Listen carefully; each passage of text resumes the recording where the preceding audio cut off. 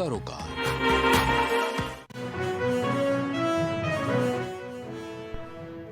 आज और कल दिल्ली में अहम बैठक, बीजेपी शासित राज्यों के सीएम डिप्टी सीएम की होगी बैठक।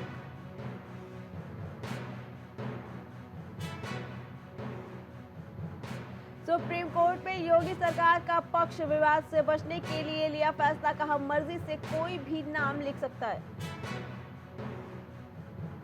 सीएम योगी की मंडलवार बैठक खत्म, सभी 18 मंडल के जनप्रतिनिधियों से हुई चर्चा।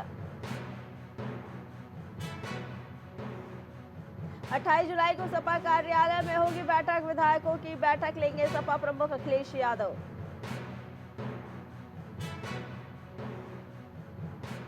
लखनऊ में डायरिया का प्रकोप लगातार जारी, इंदिरा नगर के एक तकरोही इलाके में एक और व्यक्ति की मौत।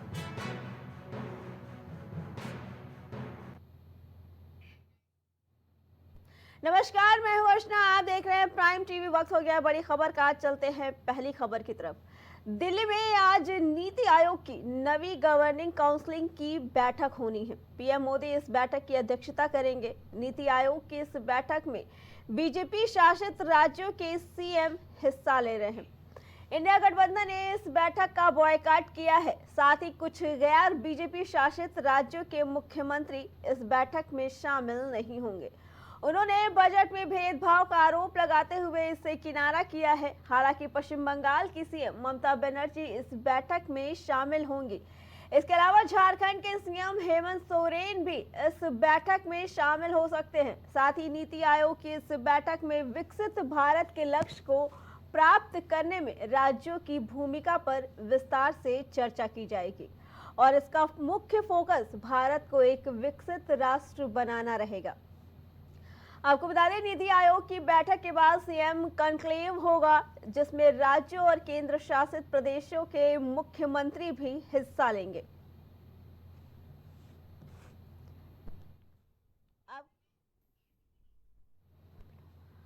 इसी पे आगे चर्चा के लिए हमारे संवाददाता अभिनव हमारे साथ जुड़ चुके हैं। अभिनव, नीति आयोग की बैठक में ये कहने को आ रहा है कि इसमें सभी पार्टियों के नेता या मुख्यमंत्री भाग नहीं लेंगे। क्यों, ऐसा क्यों है कि वो लोग इसको बॉयकॉट कर रहे हैं? बिल्कुल देखिए दिल्ली में आज नीति आयोग की बैठक होनी है। प्रधानमंत्री नरेंद्र मोदी की अध्यक्षता में ये बैठक होनी, जिसमें तमाम राज्यों के सीएम जो विपक्षी पार्टियों के जहां पे सीएम है जिन राज्यों में, वहां से विपक्षी पार्टियों ने इस बैठक का बहिष्कार कर दिया है। और सिर्फ देखिए, जो ममता बनर्जी बंगाल की सीएम है वो इस बैठक में जा रही है और झारखंड के सीएम हेमंत सोरेन जो अभी हाल ही में जेल से छूट के आए हैं, वो इस बैठक में शामिल होने के लिए जा रहे हैं। आपको बता दें कि अन्य कहीं के भी जहां के बीजेपी की सरकार नहीं है, जहां पे गैर बीजेपी शासित सरकार चल रही जिन राज्यों में, वहां के सीएम शामिल नहीं हो रहे हैं, चाहे इसमें हिमाचल प्रदेश की बात करें या अन्य जगहों पे। लेकिन इस तरह अभिनव, के ये तमाम जो जो राज्य बैठक है हैं, ये तो पूरे देश को विकसित करने को लेकर है, फिर इस बैठक का बॉयकॉट करने का मतलब है, क्यों विपक्ष इस चीज का बॉयकॉट कर रहा है? अभिनव, आवाज आ रही है आपको? देखिए बिल्कुल देखिए, जिस प्रकार से सरकार के रवैये से विपक्ष लगातार नाखुश है और हाल ही में जो बजट संसद में पेश किया गया है, उसके बाद से जो विपक्ष है उसने लगातार सरकार पे तमाम तरह के आरोप लगाए कि बजट में भेदभाव हुआ है। आंध्र प्रदेश और बिहार को जो है खास तवज्जो दी गई है बजट में और अन्य राज्यों को दरकिनार कर दिया गया। तो ऐसे तमाम आरोप है जो विपक्ष द्वारा लगाए जा रहे हैं सरकार पर, और विपक्ष जो है सरकार की इस नीति आयोग की बैठक का विरोध कर रहा है और इस बैठक में नहीं जाएगा। यह जब संसद का सत्र चल रहा था, जिस दिन बजट पेश है उसके अगले दिन चर्चा के दौरान ही यह तय हो गया था। इंडिया गठबंधन के तमाम दलों ने इससे किनारा किया है, लेकिन ममता बनर्जी जो है बंगाल की सीएम, वो आज इस बैठक में शामिल होंगे। इसके अलावा झारखंड के सीएम जो है वो भी इस बैठक में शामिल होंगे और इसके बाद जो बीजेपी का आपस का मंथन है वो शुरू होगा। उत्तर प्रदेश बीजेपी के तमाम नेता जो है वो दिल्ली में मौजूद है, चाहे सीएम योगी आदित्यनाथ के पास है, डिप्टी सीएम ब्रजेश पाठक हो, डिप्टी सीएम केशव प्रसाद मौर्य हो, बीजेपी प्रदेश अध्यक्ष भूपेंद्र चौधरी, ये तमाम नेता जो है दिल्ली पहुंच चुके हैं और वहां पे देखिए मंथन होगा और लगातार जो दिल्ली और लखनऊ के बीच एक प्रकार की जंग देखी जा रही है, जो सत्ता का संग्राम भाजपा के भीतर मचा हुआ है, इसको लेकर तमाम आज से लेकर कल तक मुख्यमंत्री योगी आदित्यनाथ तमाम नेताओं से मुलाकात कर सकते हैं। बीजेपी के राष्ट्रीय अध्यक्ष जेपी नड्डा से, गृह मंत्री अमित शाह से, प्रधानमंत्री नरेंद्र मोदी से तो योगी आदित्यनाथ आज मुलाकात कर सकते हैं। और देखिए बीजेपी के भीतर जो भीतरघात की खबर है, ऐसा माना जा रहा है कि वो अब इससे सुलझ सकती है और एक प्रकार से जो समझौता है वो अब होने जा रहा है। जी अभिनव, क्या ये नीति आयोग की जो बैठक हो रही है इसमें क्या कुछ निकल के आ रहा है, किस चीज पे फैसले होंगे, क्या कुछ समझ निकल के आ रहा है इसमें बैठक को लेकर? बिल्कुल, देखिए नीति आयोग की बैठक तय समय के अनुसार हो रही है और पहले से इसका यह बैठक होनी प्रस्तावित थी, उसी के अनुसार ये बैठक हो रही है। और हमेशा की तरह तमाम विषयों पर नीति आयोग की बैठक में चर्चा होगी और एक नीति आयोग जो है वो रिपोर्ट भी अपनी साल भर में साझा करती है और तमाम तरह के जो आंकड़े हैं वो नीति आयोग द्वारा दिए जाते हैं। उसी के संदर्भ में देखिए आज तमाम जो बीजेपी शासित राज्यों के सीएम है वो वहां पे पहुंचेंगे। चाहे उत्तर प्रदेश के सीएम की बात करें, योगी आदित्यनाथ पहुंचे हैं, उत्तराखंड के सीएम जो पुष्कर सिंह धामी है वो पहुंच रहे हैं, और मध्य प्रदेश के सीएम, राजस्थान के सीएम, और इसके साथ ही देखिए बिहार से नीतीश कुमार नहीं पहुंच रहे हैं, लेकिन उनकी देखिए डिप्टी सीएम वहां सम्राट चौधरी पहुंचे हैं। तो ऐसे में तमाम देखिए जो बड़े नेता है आज दिल्ली में आयोजित इस नीति आयोग की बैठक में मौजूद रहेंगे और देखने लायक बात रहेगी कि कौन कौन से विपक्षी दलों के क्या कोई नेता पहुंचते हैं या नहीं पहुंचते इस बैठक में। जी अभिनव, क्या खबर मिली है, इनके अलावा और कौन कौन लोग हैं जो नीति आयोग में हिस्सा लेने के लिए वहां पे पहुंच चुके हैं इस बैठक में? बिल्कुल, देखिए उत्तर प्रदेश के सीएम की बात की जाए तो वो तो कल से ही दिल्ली में मौजूद हैं, कल रात में भी वो दिल्ली में मौजूद थे। इसके अलावा उत्तराखंड के सीएम भी दिल्ली पहुंच चुके हैं। तमाम अन्य राज्यों के जो सीएम है दिल्ली पहुंच चुके हैं, जिनको दूर से दिल्ली आना है और अब उससे कुछ देर बाद आज ही यह बैठक होनी। प्रधानमंत्री नरेंद्र मोदी इस बैठक की अध्यक्षता करेंगे, लेकिन सबसे ज्यादा निगाहें इस बैठक पे न होने की बजाय इस बैठक के बाद के सियासी घटनाक्रम पे होगी, जब उत्तर प्रदेश को लेकर सियासत शुरू होगी। योगी आदित्यनाथ जो है वो तमाम नेताओं से मिलेंगे, बीजेपी अध्यक्ष जेपी नड्डा से मिलेंगे, इसके अलावा वो गृह मंत्री अमित शाह और प्रधानमंत्री नरेंद्र मोदी से भी मुलाकात कर सकते हैं। केशव प्रसाद मौर्य लगातार सरकार से नाराज बताए जा रहे हैं। ऐसी चर्चा है कि केशव प्रसाद मौर्य को कोई बड़ी जिम्मेदारी मिल सकती है। क्या वो बीजेपी के अगले प्रदेश अध्यक्ष हो सकते हैं या सीएम की कुर्सी को लेके, 5 कालिदास मार्ग को लेके ये सारी खींचातान और लड़ाई बीजेपी के भीतर मची हुई, ये तमाम सवाल हैं जिनके जवाब आना बाकी। कल लखनऊ में 2 बड़े कार्यक्रम हुए, दोनों कार्यक्रमों से प्रदेश के दोनों डिप्टी सीएम नदारद थे। केशव प्रसाद मौर्य भी नहीं पहुंचे और ब्रजेश पाठक भी नहीं पहुंचे, क्योंकि कैंट में भी कार्यक्रम था कारगिल विजय दिवस के अवसर पर, वहां से ब्रजेश पाठक का नाम मौजूद नहीं होना ये बहुत बड़ा सवाल था। इसके अलावा तमाम अन्य कार्यक्रमों से भी केशव प्रसाद मौर्य ने दूरी बनाई हुई है। तो ये दोनों के बीच में खींचातान है। जी ठीक है अभिनव, आपका बहुत बहुत धन्यवाद इसके लिए।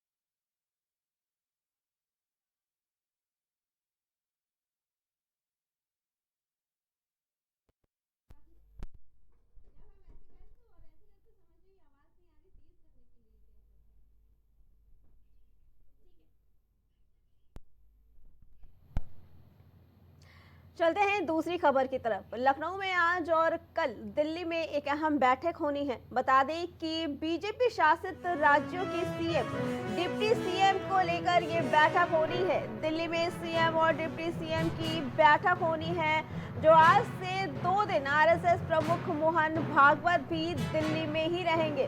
दोनों डिप्टी सीएम पीएम मोदी से मुलाकात कर सकते हैं। जेपी नड्डा अमित शाह से भी मिल सकते हैं दोनों डिप्टी सीएम। आपको बता दें कि संगठन के वरिष्ठ नेताओं से मुलाकात का भी कार्यक्रम हो सकता है। आपको बता दें कि दोनों deputy CM JP Nadda Amit Shah से मुलाकात कर सकते हैं। इसके अलावा बता दें कि दिल्ली में आज और कल 2 दिन की ये बैठक होनी है। संगठन के वरिष्ठ नेताओं से मुलाकात का ये कार्यक्रम होने वाला है। आपको बता दें कि आज और कल दिल्ली में ये अहम बैठक होनी है, जिसमें बीजेपी शासित राज्यों के सभी सीएम और डिप्टी सीएम की बैठक होगी। डिप्टी सीएम, बता दें कि दिल्ली में सीएम और डिप्टी सीएम की ये बैठक होनी है, जिसमें बताया जा रहा है कि वो अपने वरिष्ठ नेताओं से मुलाकात कर सकते हैं। इसमें मोहन भागवत भी इस मीटिंग के लिए दिल्ली में ही मौजूद रहेंगे। आपको बता दें कि ये बैठक होनी है। नीति आयोग की बैठक के बाद आज दिल्ली में बीजेपी के सभी केंद्रीय नेतृत्व के साथ बीजेपी शासित राज्यों के मुख्यमंत्री और उप मुख्यमंत्री की एक अहम बैठक होनी है। इस बैठक में लोकसभा चुनाव के नतीजों पर भी चर्चा की जाएगी। इस बैठक में सीएम योगी और डिप्टी सीएम केशव प्रसाद मौर्य भी शामिल हो रहे हैं। आपको बता दें कि जिसमें लोकसभा चुनाव के नतीजों पर चर्चा होगी। मोदी सरकार के तीसरे कार्यकाल के पहले बजट पर भी इस मीटिंग में चर्चा होनी है। इसके साथ ही आपको बता दें कि लोकसभा चुनाव में जिन राज्यों में बीजेपी को कम सीटें मिली या हार का सामना करना पड़ा, उन चीज़ों पर भी इस बैठक में चर्चा की उम्मीद जगाई जा रही है। साथ ही लोकसभा चुनाव के बाद पहली बार यूपी के सीएम योगी आदित्यनाथ आज औपचारिक तौर पर पार्टी के नेतृत्व से मिलेंगे। दरअसल लोकसभा चुनाव में यूपी में उम्मीद के मुताबिक जो सीटें नहीं मिलने के बाद से ही बीजेपी में एक विवाद जारी हो गया था, जो थमने का नाम नहीं ले रहा था। इसी को लेकर दिल्ली में आज और कल 2 दिन सीएम योगी और संगठन महामंत्री बीएल संतोष के बीच बैठक हुई और 2 दिन तक अब ये बैठक होनी है। आपको बता दें कि इन सब के बीच आज दिल्ली में नीति आयोग की बैठक होनी है, जिसमें सीएम योगी और उनके दोनों डिप्टी केशव प्रसाद मौर्य और ब्रजेश पाठक भी शामिल होने हैं।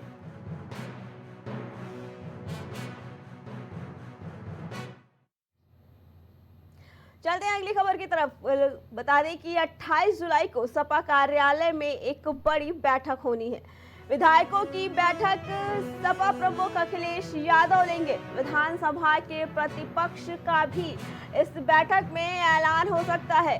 बता दें कि बैठक के बाद नाम पर भी, प्रतिपक्ष नेता के नाम पर भी मोहर लग सकती है। 29 जुलाई से यूपी विधानमंडल का सत्र शुरू होने वाला है।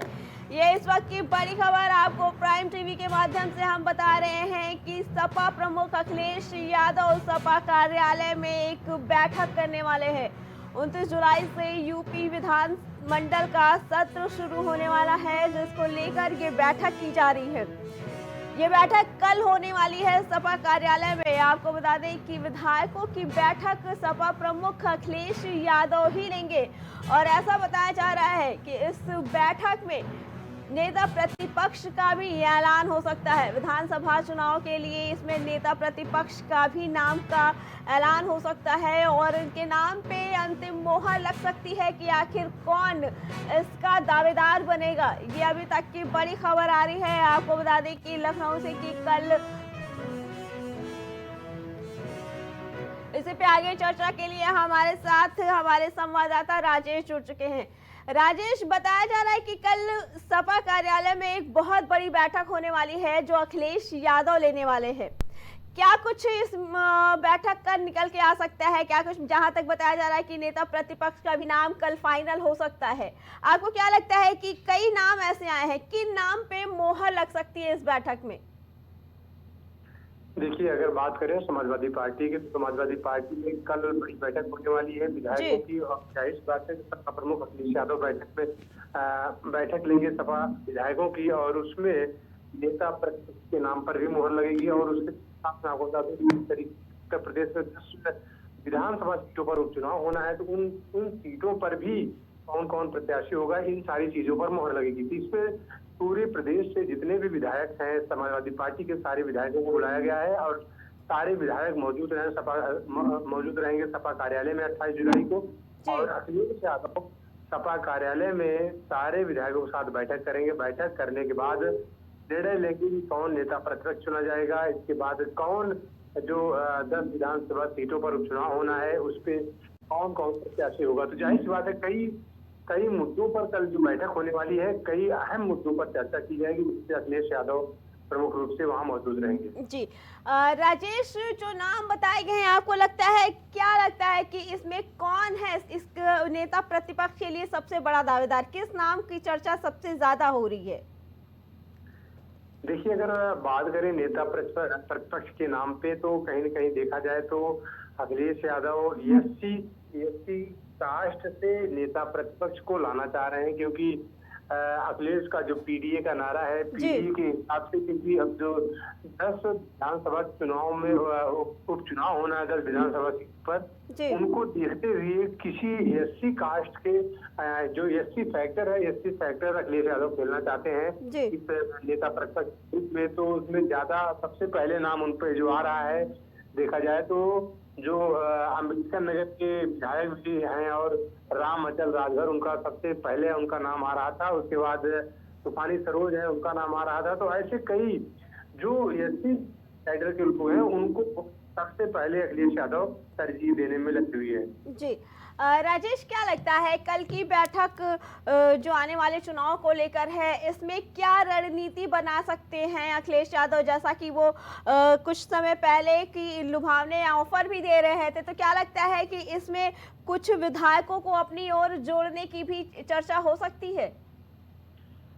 देखिए, अगर बात करें विधायकों को जोड़ने की, और दूसरी चीज आपको बता दें कि जिस तरीके से लुभावने वादे की बात है, तो एक देखा जाए तो समाजवादी पार्टी, लोकसभा की बात करें तो लोकसभा में भी समाजवादी पार्टी जो पेपर लीक का मुद्दा, बेरोजगारी का मुद्दा, महंगाई का मुद्दा, तो कई सारे ऐसे मुद्दे हैं उन्हीं मुद्दों पर समाजवादी पार्टी जो है विधानसभा के जो उपचुनाव होने हैं 10 सीटों पर, जी उन्हीं मुद्दों पर जो है चुनाव लड़ेगी। जाहिर सी बात है कि इसके साथ साथ मैं आपको बता दें कि जो अभी जो अगर सब बात सामने आई थी संविधान बदलने की, तो संविधान बदलने का भी बहुत बड़ा मुद्दा था लोकसभा चुनाव में। जी अब कल जो है समाजवादी पार्टी ने संविधान स्तंभ की, इसीलिए अखिलेश यादव ने स्थापना भी की है। जी जाहिर सी बात है कि अगर देखा जाए तो कई सारे मुद्दे हैं जो उपचुनाव में अखिलेश यादव भुनाने की कोशिश करेंगे जी और दसों की 10 सीटें जीतने का प्रयास करेंगे। जाहिर सी बात है कि उसी को लेकर एससी कास्ट के किसी बड़े नेता को अखिलेश यादव नेता प्रतिपक्ष बना सकते हैं। जी ठीक है राजेश, आपका बहुत बहुत धन्यवाद।